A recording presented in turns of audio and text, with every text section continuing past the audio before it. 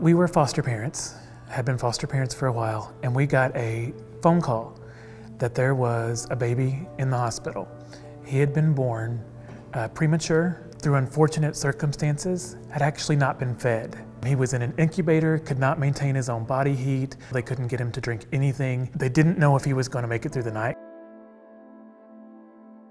And they wanted to know if someone could sit with this baby and just kind of be there for whatever happened.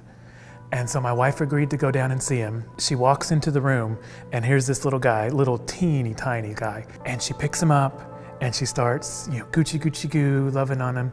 Well, he starts crying, she gives him a bottle and he starts drinking. And he doesn't stop. He doesn't go back in the incubator, his body temperature is stabilized, and he gained over a pound in the 2 days that he was in the hospital before they let Annie bring him home. We didn't know how long we were going to have him, care for him, but we knew that we had a responsibility towards this tiny little baby. And literally, you could fit him in your hand. And you just knew looking down at that little tiny baby that I've got to do everything I can to take care of him. So we were able to adopt him, bring him into our family, which was amazing. It started becoming clear shortly after age 2 that he had some pretty serious delays. We got him tested. He qualified for speech therapy, occupational therapy, physical therapy. So it was such a tremendous blessing for us for him to be able to start attending here.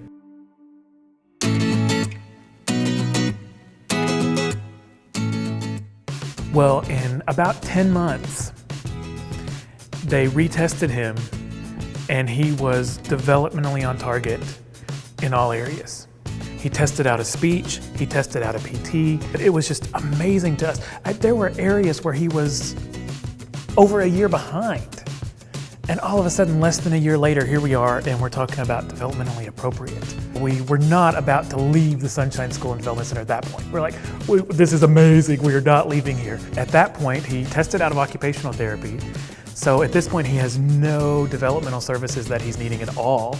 The transformation has been so amazing.